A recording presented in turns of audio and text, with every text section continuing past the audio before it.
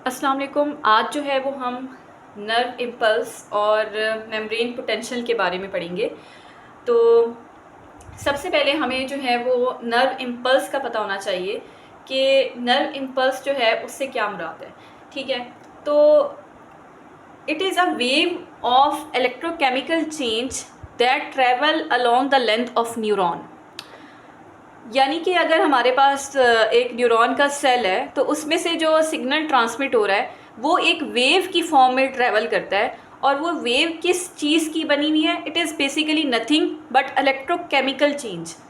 अब आप इस बात पे गौर करोगे कि इलेक्ट्रोकेमिकल चेंज में वर्ड इलेक्ट्रो से क्या मुराद होगा। Obviously there is something related with charges, right. तो इसका मतलब है कि कुछ चार्जेस का डिफरेंस क्रिएट हुआ था कि जिस वजह से ये वेव जो है वो फॉर्म हुई। उसके अलावा कुछ केमिकल चेंजेस भी हमारी न्यूरॉन की मेम्ब्रेन के अंदर डेवलप हो रहे होते हैं जिस वजह से जो वेव है उसकी जनरेशन होती है। अब वो चेंज जो है वो एसिड की फॉर्म में भी हो सकता है, प्रोटीन्स की फॉर्म में भी हो सकता है। तो कहने का मकसद ये है कि हमारे पास जो नर्व इम्पल्स है वो इलेक्ट्रोकेमिकल चेंज है, यानी इसमें चार्जेस के डिफरेंस की वजह से भी चेंज आ रहा है और साथ में एसिड और प्रोटीन्स की डिफरेंस की वजह से भी चेंज आ रहा है। और इस चेंज की वजह से एक जो सिग्नल है वो along the length of a neuron जो है वो ट्रैवल करता है और जो है वो हमें जो है वो सारी चीज़ें परसीव हो सकती हैं। अब हमने जो है वो बात करनी है सबसे पहले रेस्टिंग मेम्ब्रेन पोटेंशियल पे। रेस्टिंग मेम्ब्रेन पोटेंशियल न्यूरॉन का वो पोटेंशियल है जिसपे वो रेस्ट पर होता है, यानी उस टाइम पर ये कोई भी सिग्नल जो है वो आगे कंडक्ट नहीं करवा रहा होता। अब ये जो रेस्टिंग मेम्ब्रेन पोटेंशियल है इसमें हम ये देखना चाहते हैं कि चार्जेस की क्या कंपोजिशन है, क्या केमिस्ट्री है। क्या चार्जेस बाहर ज़्यादा पॉजिटिव हैं, क्या क्या क्या चार्जेस अंदर ज़्यादा पॉजिटिव हैं। तो मेरी बात गौर से सुनो कि रेस्टिंग मेम्ब्रेन पोटेंशियल में हमारे पास जो चार्जेस होते हैं वो कह लो कि हमारे अंदर जो है, अगर for example this is the neuron, ठीक है, न्यूरॉन का ये पूरा सेल है, ये इसका सेल बॉडी है और ये इसका फाइबर है। तो let's suppose I am talking about the fibre. तो फाइबर के अंदर अगर मैं बात करूं तो मैं कहती हूँ कि अगर मेरा अंदर वाला जो फाइबर है, ठीक है, अंदर, मैं फाइबर के अंदर की बात कर रही हूँ कि इसके अंदर नेगेटिव चार्जेस जो हैं वो ज़्यादा होंगे as compare to the outside. जब ये सिचुएशन डेवलप होती है तो इस स्टेज पर हम कहते हैं कि अच्छा, ये जो हमारा न्यूरॉन है ये at the state of resting membrane potential है। हम रेस्टिंग मेम्ब्रेन पोटेंशियल पे जब अगर लेट सपोज न्यूरॉन की हम जो है वो वोल्ट मीटर से जो है वोल्टेज मेजर करते हैं तो हमारी क्या वोल्टेज आती है? -70 मिली वोल्ट, -70 मिली वोल्ट या -0.07 वोल्ट। अब कहने का मकसद ये है कि ये जो -70 है, माइनस यहाँ पर ये शो कर रहा है कि अंदर का जो न्यूरॉन का इन्वायरमेंट है वो ज़्यादा नेगेटिव है। अब और मैंने जैसे बताया कि it is are non conducting potential, ठीक है, यहाँ तक तो आपको बात समझ आ गई है। अब हमें ये चीज़ देखनी है कि कौन से ऐसे फैक्टर्स हैं जो कि अंदर के इन्वायरमेंट को as compare to outside negative बनाते हैं। अब उसमें हमारे पास 3 मेजर फैक्टर्स हैं। अगर मैं जो हूँ वो पहले वाले फैक्टर की बात करती हूँ तो मैं बात करती हूँ सबसे पहले सोडियम पोटाशियम एटीपीएस पंप की। अब आपने ये पंप का नाम बहुत दफ़ा सुना भी होगा। ये बेसिकली एनर्जी डिपेंडेंट होता है, एटीपी डिपेंडेंट होता है। जब भी इसको एटीपी मिलता है तो ये अपना काम करता है। और काम ये करता क्या है कि इसने जो है वो बेसिकली इसकी जो फंक्शनिंग है कुछ इस तरह की होती है कि ये जब भी काम करेगा इसने हमेशा 3 सोडियम को बाहर निकालना होगा मेम्ब्रेन से, सेल से, और उसके जो है वो कंपैरिजन में साथ ही 2 पोटाशियम आइंस को अंदर भेज देता है। अब आप ये नोट कर रहे होंगे कि अगर ये 3 को देखो, 3 को बाहर, दोनों पॉजिटिव चार्जेस हैं, सोडियम और पोटाशियम, 3 जो हैं वो बाहर जा रहे हैं, उसकी कंपैरिजन में 2 अंदर आ रहे हैं। तो आप देख सकते हो कि अगर 3 बाहर जा रहे हैं और 2 अंदर आ रहे हैं, इसका मतलब है कि अंदर का इन्वायरमेंट नेगेटिव हो रहा है। यहाँ तक तो कोई मुश्किल बात नहीं है। अब मैंने एक जनरल बात लिखी हुई है कि वैसे अगर मैं नॉर्मल बात करूँ ना कि जो सोडियम आयन होता है ना वो outside as compare to inside 10 times more होता है। इसी तरह पोटाशियम आयन जो है वो as compare to outside inside 20 times more होता है, ठीक है। अब जो एटीपीएस पंप है ना वो क्या करता है कि हमने क्या कहना है कि हमने अपने अंदर की जो मेम्ब्रेन है उसमें नेगेटिव इन्वायरमेंट क्रिएट करना है। तो ये जो एटीपीएस पंप है ना, ये क्या करता है कि जो हमारे पास 3 एटीपी को यूटिलाइज करके 3 सोडियम को मेम्ब्रेन से, आप इस डायग्राम में भी देख सकते हो कि लेट सपोज ये वाली जो हमारे पास है, क्या कहते हैं, ये इनसाइड ऑफ द मेम्ब्रेन है और ये आउटर इन्वायरमेंट है, ठीक है, बाहर का। अब ये क्या कर रहा है कि ये जो पूरा ये रेड से मैंने आपको शो किया हुआ है, ये एटीपीएस पंप है। ये क्या करता है, एक एटीपी को यूटिलाइज करके 3 सोडियम को बाहर भेज रहा है और साथ ही 2 पोटाशियम को अंदर लेकर आ रहा है। अब बाहर जो है वो ज़्यादा, अब लेट सपोज आउटसाइड अगर फॉर एग्जांपल 100 कैलो के, ये मैंने वैसे लिखी हुई है कि बात के जो सोडियम आइन है वो आउटसाइड जो है वो 10 टाइम्स मोर होता है। इसका मतलब ये है कि अगर इनसाइड 1000 है, ठीक है, अगर इनसाइड 1000 है तो अंदर जो है वो, चूँकि मैंने बात की ना कि 10 टाइम्स मोर है आउटसाइड, तो अंदर कितना होगा 100, ठीक है। 100 अगर अंदर है तो 1000 बाहर है। इसी तरह हमारे पास अगर सोडियम 20 टाइम्स जो है वो इनसाइड ज़्यादा है ना, तो अगर इनसाइड 2000 है तो आउटसाइड कितना होगा 100। ये एक जनरल मैथ है, हमने ये बात करनी है। मैं आपको क्या बता रही थी, सोडियम एटीपीएस पंप की, वो क्या करता है, इसकी जो जनरल हमारे पास इन्वायरमेंट होता है सेल का, इसके बरक्स काम करता है। इसके बरक्स काम करेगा तो ही हमारे पास अंदर नेगेटिव इन्वायरमेंट क्रिएट होगा ना। तो कैसे काम कर रहा है, 3 सोडियम को बाहर भेज रहा है और 2 को अंदर ला रहा है। ऑब्वियसली 3 ज़्यादा पॉजिटिव चार्जेस बाहर जा रहे हैं एज़ कम्पेयर टू द अंदर ना, तो हमारे अंदर का जो इन्वायरमेंट है वो नेगेटिव हो जाएगा। तो मैं आपको यही बात बताने की कोशिश कर रही थी। अब हम जो है वो दूसरा अपना इम्पॉर्टेंट फैक्टर की बात करते हैं जो कि अंदर के इन्वायरमेंट को नेगेटिव बनाता है। उसमें कौन सा हमारा फैक्टर है, नेगेटिव ऑर्गेनिक आइंस का। इसमें प्रोटीन्स भी आ जाते हैं, इसमें एसिड्स भी आ जाते हैं। ये वो प्रोटीन्स और एसिड्स हैं जिनके ऊपर नेगेटिव चार्ज है। अब ये प्रोटीन्स और नेगेटिव जो आपके एसिड्स हैं, ये बाहर नहीं मूव आउट करते सेल के, ये अंदर ही रहते हैं। तो this is one of the factor which is making the inside of the neuron negative as compare to outside. उसके अलावा ना सिर्फ ये, बल्कि there is a third factor involving as well which is the leakage of the potassium ions. कुछ potassium ions जो हैं, potassium channels हमारी मेम्ब्रेन के ऊपर, लेट सपोज अगर ये मेम्ब्रेन है, ठीक है, ये वाली मेम्ब्रेन है, तो इसके ऊपर कुछ जो है वो पोटाशियम चैनल्स भी होते हैं, ठीक है। अब ये जो पोटाशियम चैनल्स हैं, इन पोटाशियम चैनल से कॉन्टीन्यूसली क्या हो रहा होता है कि पोटाशियम बाहर जो है वो मूव कर रहा होता है। मैंने आपको बताया ना कि अच्छा बाहर क्यों, ये जो पोटाशियम चैनल्स होते हैं ये किसी एनर्जी पे डिपेंड नहीं करते। जैसे सोडियम पोटाशियम एटीपीएस पंप है ना, वो एटीपी डिपेंड करता है, एटीपी पे डिपेंड करता है, but these potassium channels are not dependent on the some sort of energy ना, तो they are like leakage channels, ठीक है। अब ऐसा क्यों हो रहा है कि ये बाहर क्यों निकल रहे हैं, इसकी रीज़न ये है कि हमारे पास जो है ना पोटाशियम जो है ना वो अंदर 20 टाइम्स ज़्यादा है। आपको पता है ना कि कोई भी चीज़ अगर एक कंपार्टमेंट के अंदर ज़्यादा है और दूसरे ही कंपार्टमेंट में कम है, तो वो ज़्यादा वाले कंपार्टमेंट से कम वाले कंपार्टमेंट में बाय नेचर मूव करती है। ये एक कुदरत का लॉ है कि अगर एक हाई प्रेशर से हमेशा चीज़ लो प्रेशर की तरफ मूव करती है। Same is the case with this potassium channel, कि अगर ये खुले हुए होंगे, वैसे तो खुले हुए होते हैं, तो ये खुले होंगे तो आप मुझे खुद बताओ ना कि पोटाशियम कहाँ जाना चाहेगा। ऑब्वियसली मैंने कहा ना कि बाहर ये जो है वो कम है एज़ कम्पेयर टू इनसाइड, तो इनसाइड चूँकि ये ज़्यादा है तो इनसाइड से आउटसाइड पोटाशियम आइंस भी मूव करेंगे। तो this is the third factor which is responsible for the creation of और the building of negative charge inside the membrane और the resting membrane potential development. Now अच्छा, अब मैंने एक बात की कि हमारे पास जो है वो this is the state where the neuron is unstimulated और in the stage of the polarise state. Polarise state का मतलब होता है चार्जेस डिफरेंस ना।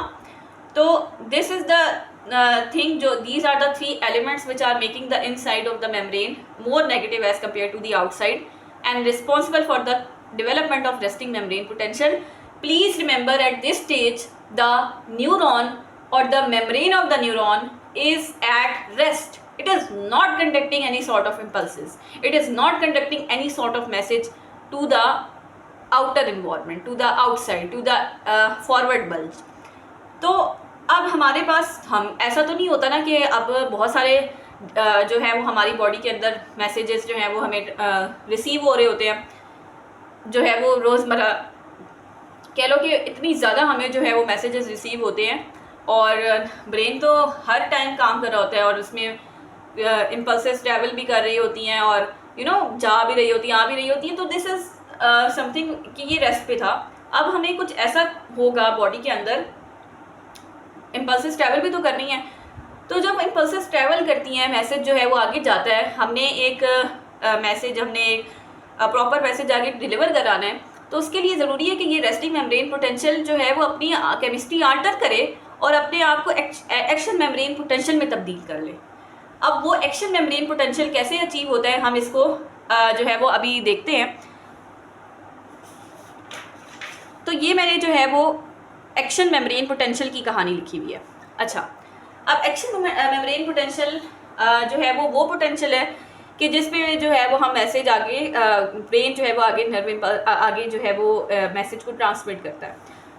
तो अच्छा, अब ना एक्शन मेम्ब्रेन पोटेंशियल को अचीव करने के लिए ना, एक्शन मेम्ब्रेन पोटेंशियल की मैं अगर आपको वैल्यू बताऊँ ना, तो it is about 50 millivolt in the, ठीक है, normal circumstances it is positive 50 milli volt.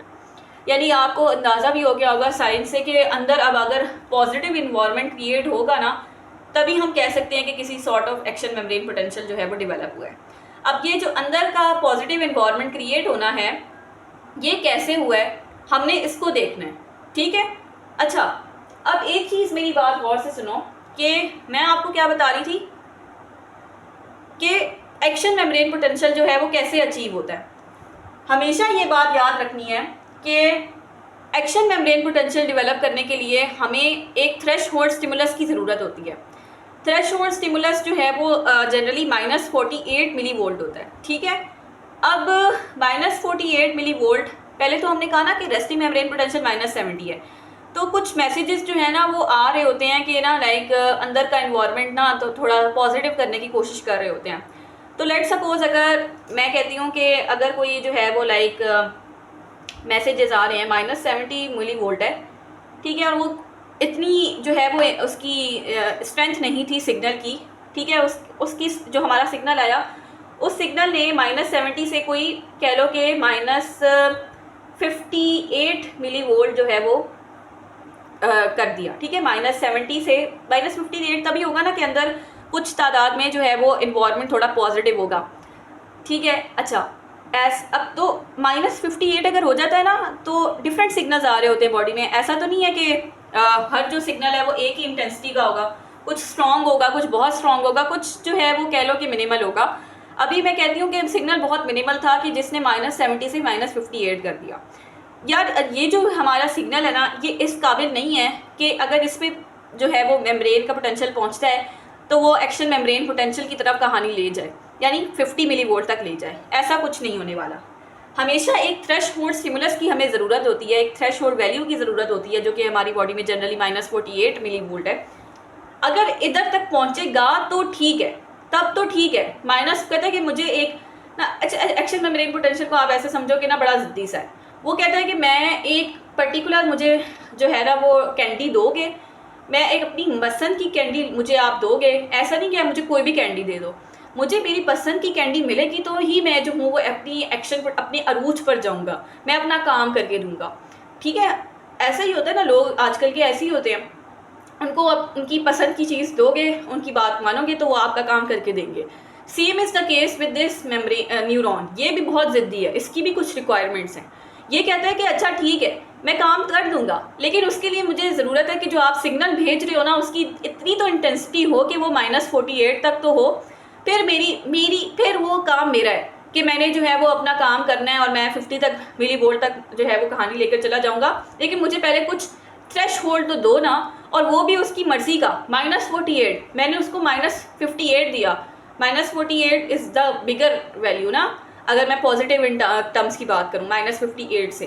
तो वो कहता है कि मुझे कुछ ऐसी वैल्यू दो, -48 दो, ठीक है। -48 से ऊपर मतलब -48 उसका एक लिमिट पॉइंट है। हम -38 देते हैं, -20 देते हैं तो वो तो और भी अच्छी बात है, लेकिन जो लिमिट है वो -48 है। वो कहते हैं मेरी पसंद, मेरी मर्ज़ी की बात करो। तो कहने का मकसद ये है कि एक्शन पोटेंशियल ऐसे ही नहीं अचीव होता, हमारी बॉडी में डिफरेंट सिग्नल्स आ रहे होते हैं। कुछ सिग्नल्स इतने वीक होते हैं कि वो -70 से -58 तक चला जाता है, तो जब -58 तक जाएगा तो वो सिग्नल खुद ब खुद ड्रॉप करके दोबारा -70 पर आ जाता है। हाँ, अगर वो सिग्नल इतना स्ट्रॉन्ग है, इतना कैपेबल है कि वो -48 तक चला जाता है, तो हाँ फिर उसके बाद में न्यूरॉन कहता है कि अच्छा ठीक है, बाकी काम मेरा, मैं जो हूँ वो अपना पोटेंशियल जो है वो 50 मिलीवोल्ट तक ले जाऊँगा। यहाँ तक बात समझ आई कि थ्रेशोल्ड स्टिमुलस क्या है। अब हमने ये देखना है कि ये जो फिनोमिना हो रहा है ना कि एक्शन मेम्ब्रेन पोटेंशियल यानी कि नेगेटिव से जो पॉजिटिव में शिफ्ट आ रहा है मेम्ब्रेन के अंदर, उस फिनोमिना को हम डीपोलराइजेशन कहते हैं। मैंने आपको कहा ना कि रेस्टिंग मेम्ब्रेन पोटेंशियल को मैंने पोलराइज स्टेट कहा था, तो ऑब्वियसली जो उसका चार्जेस का रिवर्सल होगा that will be called as depolarisation. अच्छा, अब डीपोलराइजेशन की बात कहता है कि it will take milliseconds, जिसमें जो आउटसाइड है वो मतलब इनसाइड ज़्यादा पॉजिटिव हो जाएगा, ठीक है, as compare to outside. Its value I have told you before. Now one thing I want to highlight here that you must be thinking कि if this action potential is generating in whole of the membrane or only on a chunk of the membrane. So let me tell you the answer. It's not developing in the whole length of the membrane, rather than it is developing only on the certain aspect of the membrane, which is, let's suppose this is the diagram. So if there is a signal, so it will develop side मतलब in a chunks. Like कहने का मकसद ये है कि अगर मैं ये नहीं कहूँगी कि पूरी मेम्ब्रेन पे सिग्नल जनरेट हो रहा है, बल्कि क्या होगा कि पहले थोड़ा सा जो है वो इधर, अगर लेट्स सपोज इतने छोटे से पोर्शन पे मेम्ब्रेन पे डेवलप हुआ है, फिर इस पे ख़त्म होगा तो आगे जाएगा, फिर यहाँ पे डेवलप होगा, फिर इस पे ख़त्म होगा तो फिर आगे, तो इस तरह से इसकी जनरेशन होती है, ठीक है। ये जनरेशन पैटर्न भी मैंने आपको बता दिया। अब मैंने ये बताना है कि क्या वो फैक्टर था, क्या वो फिनोमिना था, क्या वो फैक्ट मतलब क्या वो जड़ थी कि जिसकी वजह से अंदर का इन्वायरमेंट पॉजिटिव हो गया। आप सोच तो रहे होगे। तो इसमें जो कहानी में इंपॉर्टेंट रोल प्ले कर रहा है that is the sodium gates. जब भी कोई थ्रेशहोल्ड स्टिमुलस पहुंचता है तो जो मेम्ब्रेन के अंदर सोडियम के गेट्स हैं ना वो खुल जाते हैं। जैसे ही सोडियम के गेट्स खुलते हैं तो सोडियम जो है वो अंदर आना शुरू कर देता है। तो आपको समझ आ गई ना कि पॉजिटिव कैसे क्रिएट हुआ इन्वायरमेंट अंदर का, सोडियम के अंदर आने की वजह से, ठीक है। कैसे पॉजिटिव अंदर हो रहा है, कैसे डेवलप हो रहा है, जस्ट सोडियम के अंदर आने की वजह से। और मैंने आपको बताया कि सोडियम अंदर क्यों आ रहा है। मैंने आपको कहा ना कि सोडियम जो है वो बाहर ज़्यादा होता है और अंदर कम होता है। तो एक चीज़ हमेशा अपने हाई से लो की तरफ जाती है, ये नेचुरल फिनोमिना है। तो same is the case with this sodium gates के एक दफ़ा ये खुल गए तो जो भी बाहर का सोडियम है वो अंदर आने की कोशिश करेगा और मेम्ब्रेन जो है वो क्या हो जाएगी, अंदर की पॉजिटिव हो जाएगी। नॉर्मल सर्कमस्टांसेस में ये सोडियम गेट्स नहीं खुलते, they are dependent on the threshold stimulus. अगर थ्रेशहोल्ड स्टिमुलस अचीव होता है तो सोडियम गेट्स खुल जाते हैं और जो है वो सोडियम अंदर आ जाता है और अंदर का जो इन्वायरमेंट है वो पॉजिटिव हो जाता है। Let me explain this phenomena to you with the help of this diagram. Now this diagram is very simple. Let me explain you guys this diagram. What happening in this diagram? Let's suppose this is the time axis and this is the potential axis. So here, if this straight line is representing the resting membrane potential and I have labeled it against the -70 millivolt. Now what happens in the case of depolarization when the sodium, now at this instant let's suppose the sodium gates are open. Now what happen will be that ये जो है वो हमारे पास आहिस्ता आहिस्ता, चलो इस time पे तो obviously open नहीं होंगे until और unless जो इसका थ्रेशहोल्ड स्टिमुलस है वो -48, लेट्स सपोज यहाँ -48 पे अचीव हुआ। तो जैसे ही -48 लाइक पॉजिटिव तो ऊपर जा रहा है ना, मतलब कि पोटेंशियल तो फिर भी चेंज हो रहा है, तो इसलिए हमारा ये जो कर्व है ना ये ऊपर जाएगा, ठीक है। अच्छा, तो जैसे ही -48 लेट्स सपोज कि -48 पे पहुंचा तो एकदम से जो है वो हमारे पास जो है वो इसने अपनी मैक्सिमम वैल्यू गेन कर ली which was the 50 millivolt positive ना। तो यहाँ तक जो है वो पहुँच गया। इसको हमने जैसे ही 50 पे कहा, हमने कहा ये एक्शन मेम्ब्रेन पोटेंशियल है, दिस इज़ द पोटेंशियल जिस पे हमारे पास जो है वो क्या कहते हैं मैसेज जो है वो आगे रिसीव होगा, ठीक है, मतलब आपकी कंडक्शन पॉसिबल होगी। अब क्या होता है कि अब कहानी यहाँ रुकेगी नहीं, ठीक है। ऐसा नहीं है कि एक्शन पोटेंशियल जो है, एक्शन मेम्ब्रेन पोटेंशियल है वो हमेशा का हमेशा ही रहेगा। ऐसा नहीं है कि एक्शन पोटेंशियल हमेशा का हमेशा रहेगा, बल्कि क्या होता है कि सोडियम गेट्स खुल तो गए हैं, अंदर पॉजिटिव आ गया है, लेकिन उसकी कुछ मिली सेकेंड्स के बाद ना पोटाशियम चैनल्स भी जो है ना वो लाइक ओपन हो जाते हैं, ठीक है। जिस वजह से क्या होता है कि अब सोडियम, अब कोई बात इसमें शक नहीं है कि सोडियम अंदर आ रहा है, लेकिन अब पोटाशियम भी तो बाहर जा रहा है ना। जब पोटाशियम के चैनल्स जो हैं वो खुलते हैं तो पोटाशियम जो है वो बाहर जाना शुरू कर देता है। तो वही बात हो गई कि अब ठीक है, आप सोडियम अंदर भेज रहे थे, लेकिन अब ना पोटाशियम बाहर जा रहा है, पॉजिटिव चार्ज ज़्यादा बाहर जाना शुरू कर देता है। तो क्या होगा कि हमारे पास जो है वो अंदर दोबारा से नेगेटिविटी क्रिएट होना शुरू होगी, और आप देखोगे कि एक डिक्लाइन आएगा ग्राफ में। ये जो हमारे पास डिक्लाइन है ग्राफ के अंदर, यहाँ से लेके लेट्स सपोज यहाँ से लेके यहाँ तक, ये जो है ये जो यहाँ तक मैंने बताया, ये डीपोलराइजेशन फिनोमेना को एक्सप्लेन करता है। और ये डीपोलराइजेशन किस वजह से होती है? पोटाशियम चैनल के खुलने की वजह से, पोटाशियम के बाहर जाने की वजह से, ठीक है। और रीपोलराइजेशन के बाद ऐसा नहीं होता कि रीपोलराइजेशन ही रहती है, बल्कि इतने ज़्यादा पोटाशियम जो है वो बाहर चले जाते हैं कि हम कहते हैं कि -70 मिली वोल्ट से भी कहानी जो है वो एक्सीड कर जाती है, कुछ -80 या 90 तक मिली वोल्ट तक चली जाती है। यानी कि इतना ज़्यादा रेस्टिंग में तो नेगेटिव चार्जेस हैं, लेकिन जो आपका पोलराइज स्टेट होती है, लेकिन हाइपर पोलराइज स्टेट में क्या होता है कि -70 मिली वोल्ट यानी कि -90 तक चला जाता है। यानी कि -70 में जितने नेगेटिव चार्जेस थे उससे भी ज़्यादा नेगेटिव चार्जेस जो मेम्ब्रेन के अंदर आ जाते हैं, क्योंकि पोटाशियम चैनल खुले हुए हैं, पोटाशियम बाहर मूव किया जा रहा है और अंदर इतनी ज़्यादा नेगेटिविटी क्रिएट हो गई है। तो उस फिनोमिना को, ये जो मैंने नज़र आ रहा है ना कि ये जो एक ऐसी जो कर्व आया हुआ है ग्राफ में डाउनवर्ड, तो ये हाइपर पोलराइजेशन फिनोमिना को एक्सप्लेन करता है। और याद रखना कि ये जो मिली सेकेंड्स का पीरियड होता है कि जिस पे हाइपर पोलराइजेशन की स्टेट होती है, इस स्टेज पर आप दुनिया का कितना ही स्ट्रॉन्ग सिग्नल जो है वो नर्व इम्पल्स को दे दो, it is not going to conduct any sort of impulse. Due to this reason it is not going to conduct any sort of impulse, so this period will be also called as refractory period, ठीक है। इस period को हम क्या कहते हैं? Refractory period भी हम कहते हैं। और उसके बाद क्या होना है कि मैंने आपको रिफ्रैक्टरी पीरियड का भी बता दिया, और जो रिफ्रैक्टरी पीरियड है वो कौन सा पीरियड है? हाइपर पोलराइजेशन का पीरियड है, कि जिसपे कोई भी जो इम्पल्सेस हैं वो ट्रैवल नहीं करती। और मैंने आपको बता दिया कि हाइपर पोलराइजेशन जो है वो क्यों होती है। दोबारा से एक समरी में थोड़ी सी बात हम रिवाइज कर लेते हैं। हमने कहा कि शुरू कहाँ से होती है? मेम्ब्रेन की रेस्टिंग मेम्ब्रेन पोटेंशियल से, ठीक है। रेस्टिंग मेम्ब्रेन पोटेंशियल जो है वो -70 मिली वोल्ट का होता है। इसका मतलब होता है कि अंदर का environment as compare to outside ज़्यादा नेगेटिव है, और ये वो पोटेंशियल है जिसके पे कोई भी इम्पल्स जो है वो आगे ट्रैवल नहीं कर रही होती, रेस्ट पे होती है मेम्ब्रेन, ठीक है। लेकिन अगर कोई थ्रेशहोल्ड स्टिमुलस आता है, चाहे वो मतलब and it has to be -48 and above, तो उस पर क्या होता है कि सोडियम गेट्स खुल जाते हैं मेम्ब्रेन के, और उस वजह से सोडियम अंदर आना शुरू करता है, और सोडियम के अंदर आने की वजह से इन्वॉल्वमेंट जो है वो पॉजिटिव हो जाता है।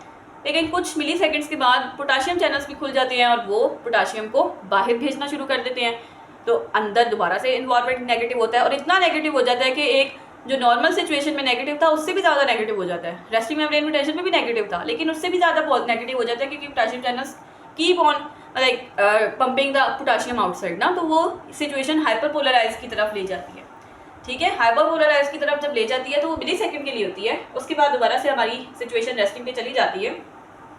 लेकिन जो मिली सेकेंड का पीरियड होता है उस पर हम कहते हैं कि इस पे कोई भी किसी किस्म का आप सिग्नल दोगे तो पोटेंशियल मतलब मैसेज जो है वो आगे नहीं जाएगा, रिफ्रैक्टरी पीरियड कहलाएगा। रिफ्रैक्टरी का मतलब क्या होता है कि no message is going to travel outside, ठीक है। तो that was all about the membrane potential. I hope so आपको जो है वो लेक्चर समझ आया होगा। अगर कोई क्वायरी है तो you can ask me afterwards.